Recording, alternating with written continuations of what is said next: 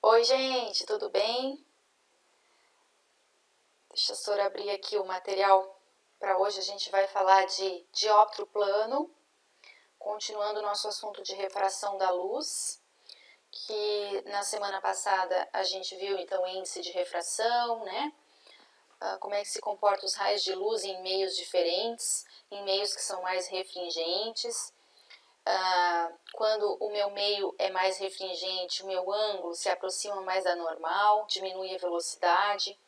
Então, tudo isso a gente viu na semana passada, como fazer o cálculo, né, através da lei de Snell, que relaciona o ângulo com o seno do ângulo com o índice de refração. E agora a gente vai entender um pouquinho sobre dióptro plano.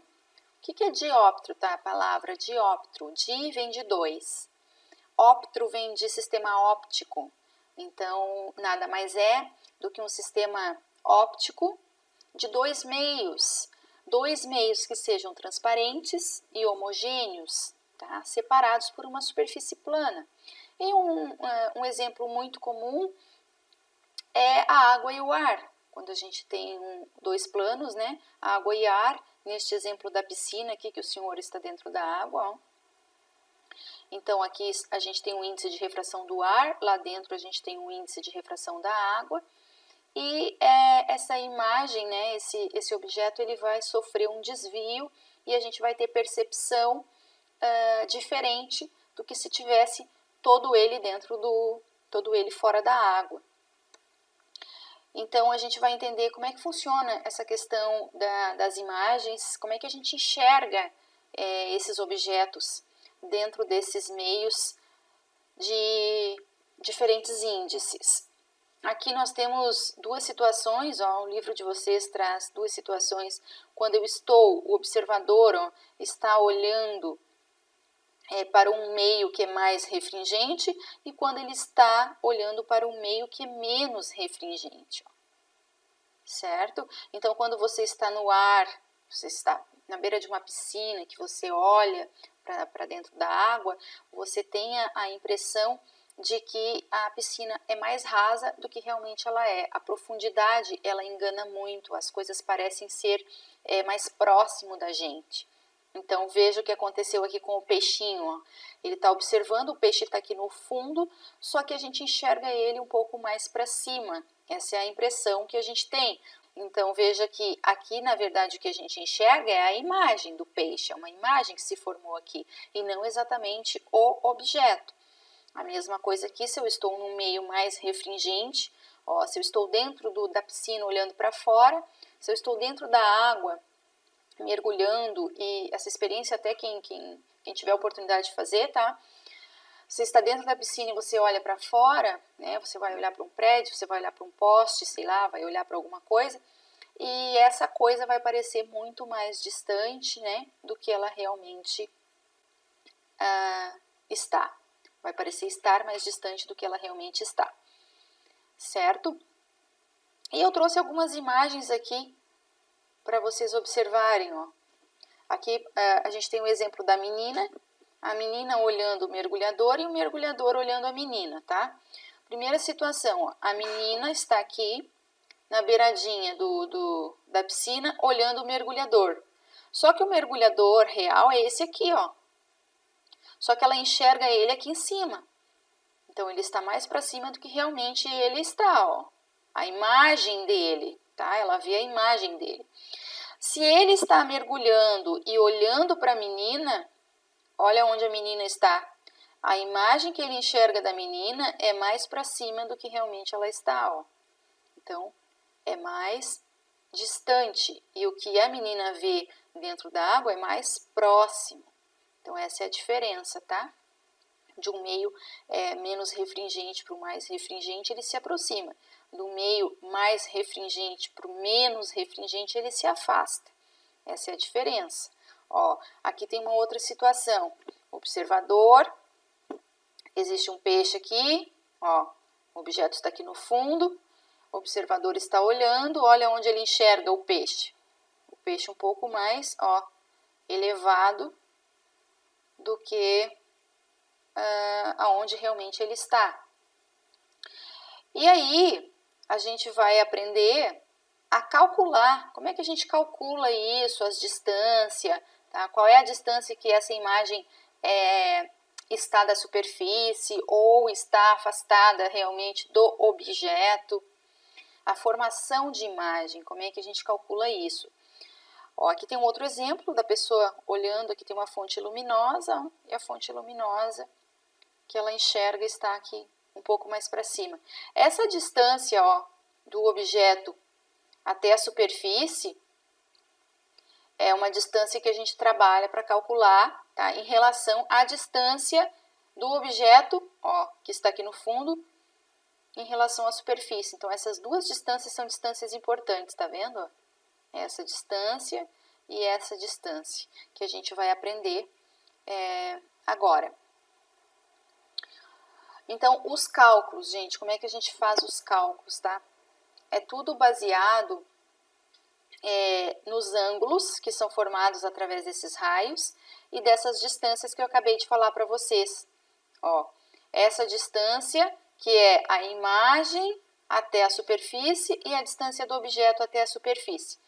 Veja que aqui eu tenho uma figura, a água e o ar, né? Aqui eu tenho o índice de refração do observador e o índice de refração da água.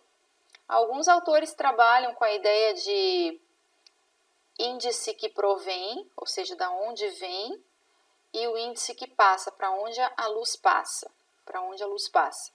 Mas a gente pode trabalhar com índice do observador e índice do objeto.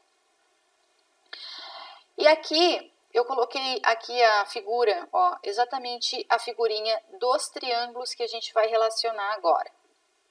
Tá vendo que aqui tem dois triângulos? Dois triângulos retos. O que quer dizer isso? Dois triângulos retângulos. O primeiro dele, ó, vem do ponto A até o ponto P', até o ponto B, ó, que é o triângulo formado até a imagem do peixe. O outro triângulo que a gente vai trabalhar é do BAP, ou seja, até o objeto. Ó. Então, aqui existe um ângulo e aqui existe outro ângulo. Então, vamos relacionar o seguinte. Perceba uma coisa, ó. Nesse primeiro triângulo, o triângulo menorzinho, ó, eu tenho essa distância aqui, do A até o P' e do P' até o B. Se eu trabalhar, ó, eu preciso de algo que relacione essa medida aqui e essa medida aqui, que ela é comum aos dois triângulos, tá vendo? Esse pedacinho aqui, ó, ele é cateto oposto. Ele é cateto oposto dos dois ângulos, tanto desse ângulo quanto desse ângulo aqui. Então, eu preciso de uma relação que trabalhe o cateto oposto e que trabalhe esse lado aqui, ó, que é o cateto adjacente. Tanto esse pedacinho que a gente chama de DI, que DI é o quê? A distância da superfície até a imagem, quanto o pedaço maior que a gente chama de DO, que é a distância da superfície até o objeto. Então, o que a gente usa relacionando cateto oposto e cateto adjacente? A gente usa a tangente. Então, nós vamos trabalhar com a tangente desse ângulo. Vamos chamar essa medida aqui de x, ó, tá? Do B até o A, eu vou chamar de x. Então, cateto oposto sobre cateto adjacente, né? Tangente nada mais é do que cateto oposto, que eu chamei de x, dividido pelo cateto adjacente, que eu chamei de DI. É o nosso DI. Isolando o x, olha como é que fica. Só passa o DI para lá multiplicando, ó. Então, vai ficar a tangente do ângulo vezes o DI. A mesma coisa eu vou fazer com o triângulo maior. Então, o triângulo maior, eu também vou usar o cateto oposto sobre o cateto adjacente. Então, vai ser a tangente deste ângulo I, vai ser o x sobre o DO. Novamente, eu vou isolar o x, porque a gente vai igualar as duas coisas, né, para facilitar a nossa vida. E aí, a gente tem a tangente do ângulo vezes o DO. Se eu igualar agora as duas tangentes aqui, ó, eu vou ter DI sobre DO, que é a distância da imagem dividido pela distância até o objeto, vai ser a tangente deste ângulo dividido pela tangente do outro ângulo. Gente, isso é uma fórmula, é uma relação para a gente trabalhar a questão de distância. Então, muitos problemas nos questionam. Qual era a distância do objeto ou qual era a distância formada, qual era a distância da imagem formada por aquele objeto, né? Por quanto que a imagem se elevou em relação ao local, né? Ao ponto em que ela estava. Então, tudo isso são problemas relacionados a dióptros planos. Só que tem duas coisas, tá? Muitas vezes a gente relaciona os ângulos e outras vezes a gente relaciona os índices de refrações. E nesses casos, eles são utilizados para quando a gente tem ângulos menores do que 10 graus. Então, geralmente, problemas com ângulos menores do que 10 graus, eles não nos informam a medida do ângulo, mas sim os índices de refrações. Então, olha só, por que menores do que 10 graus? Porque se vocês pegarem a tabela trigonométrica, e olharem os valores dos ângulos, tá? Tanto da tangente quanto para o seno até 10 graus, vocês vão ver que os valores são muito próximos. Eles são quase iguais, eles são muito, muito próximos. Então, eles fizeram a seguinte comparação. Se trocarmos, tá, a tangente pelo seno, não vai influenciar em nada em relação a valores. Então, através da lei de Snell, a gente troca o seno pela tangente. E aí a gente tem a seguinte relação, de que a distância, né, a DI pela DO, ela vai ser exatamente igual ao índice de refração do meio em que está o observador, dividido pelo índice do meio em que está o objeto. Então, muitas vezes o problema traz, quer ver? Nós vamos fazer um exemplo agora. Ó, este exemplo diz assim: um tijolo encontra-se no fundo de uma piscina, na qual a profundidade da água é 2,8 metros. O índice de refração relativo da água é 4/3. Gente, aqui é uma coisa importante. Índice de refração relativo da água. Mas da água relativo, relação ao quê? Ao ar. Porque é os dois meios que eles estão trabalhando, o ar e a água, né? Dentro da água e fora dela. Então, cuidado que isso aqui não é índice de refração absoluto, que é quando a gente relaciona com a velocidade da luz. Aqui é relacionado com os dois meios envolvidos no problema. Então, um observador fora da água, na vertical que passa pelo objeto, visa o mesmo: determinar a elevação aparente do tijolo. Então, existia um tijolo no fundo da piscina, a pessoa passou e olhou. Quando a pessoa olha, ela enxerga um tijolo um pouco mais para cima. Então, qual foi a elevação desse tijolo? É isso que ele quer saber e a gente vai calcular agora juntos. E tá vendo que neste problema ele não deu os ângulos. Então, ele não informou nenhum ângulo. Então, nesse caso, a gente usa essa relação, ó, do índice do meio em que está o observador, que é o ar, para o índice do meio em que está o objeto. Então, ele diz para nós que o DO, a distância do objeto, é 2,8 metros. Aí ele diz para nós o seguinte: o índice de refração relativo da água em relação ao ar é 4/3. Mas o observador não está na água, ele está no ar. Então, é do ar em relação à água. Então, do ar em relação à água, a gente vai ser o inverso, né? Se da água em relação ao ar é 4/3, o inverso disso seria 3/4. Então, agora a gente deixa o DI sozinho e passa o 2,8 multiplicando pelo 3. Vai dar 2,8 vezes o 3, vezes 3, dividido para 4. Isso aqui vai dar 3 vezes 2, 6... 3 vezes 8, 24, 8,4. 8,4 dividido por 4. Então, isso aqui vai dar 2,1 metros. Mas ele não me perguntou qual é a distância, que a gente achou o DI, né? Ele não me perguntou qual é a distância da imagem em relação à superfície. O que ele me perguntou? Ele me perguntou a elevação aparente do tijolo.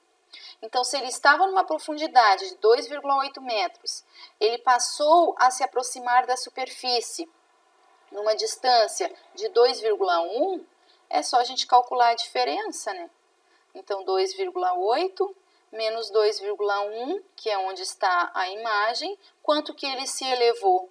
Ele se elevou 0,7 metros, que isso para nós nada mais é do que 70 centímetros, tá? Então, viram a diferença, né? Da questão do índice relativo aqui. Então, a alternativa correta, alternativa D, tá?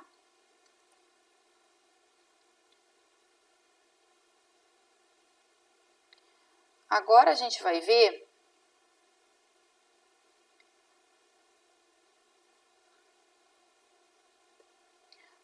as lâminas de faces paralelas.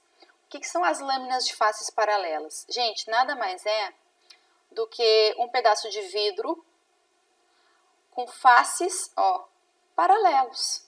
Nada mais do que isso. Então, são lâminas transparentes, ó. Claro, aqui esse exemplo é vidro, poderia ser um outro material transparente, né?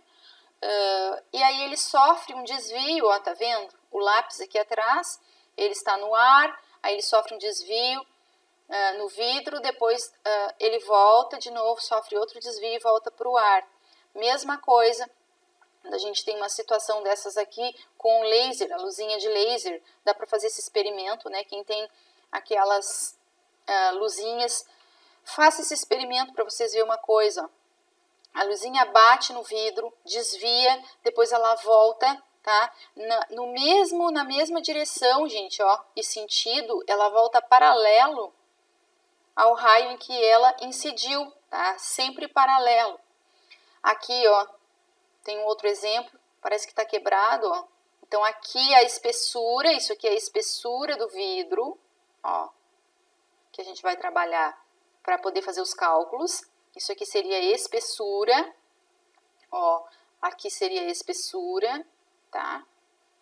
Tanto dá para fazer se tratando dessa parte como sendo face, ou se tratando dessa parte como sendo face também, tá?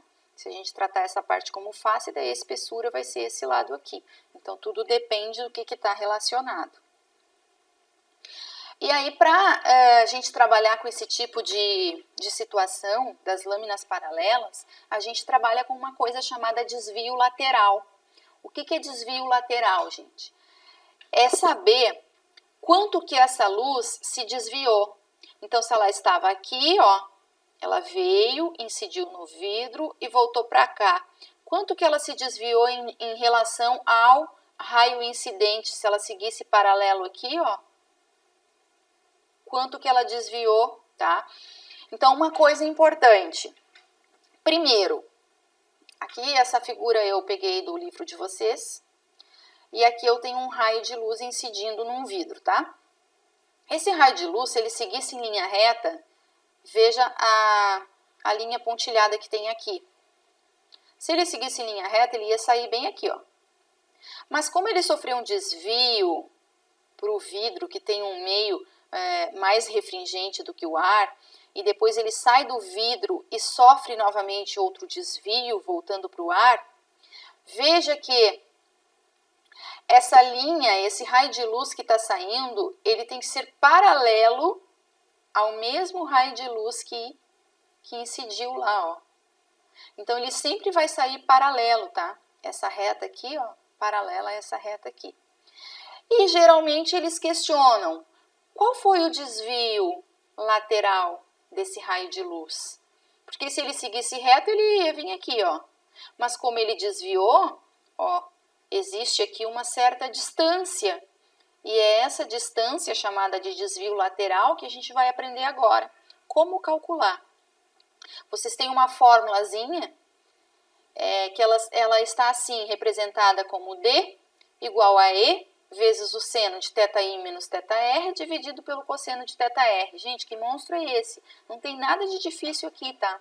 Apesar da fórmula ser assim, parece complicada, mas é muito simples se a gente for relacionar os triângulos formados aqui nessa figura e os ângulos que estão relacionados a cada triângulo. Primeira coisa, esse E aqui, ó, foi o que a Sora falou ali para vocês da espessura. Então, esse E significa a espessura do material, tá? Agora, observe aqui, até chamei a atenção aqui, ó. Note que esse pedacinho, ó, desse ângulo, ele é θi menos θr. Por que ele é θi menos θr? Veja o seguinte, a gente tem a reta normal aqui, a gente tem esta reta aqui, ó, que está separando, né, da superfície de um meio para o outro. E esse lado aqui, 90 graus, é igual a esse lado aqui, 90 graus. Todo esse lado aqui é igual a esse lado. Esse pedacinho aqui, ó, é igual a esse pedacinho aqui, ó. Portanto, desse pontilhado até esse pontilhado, tá vendo? Esse ângulo total aqui, que é a soma desses dois, tem que ser igual ao meu θi.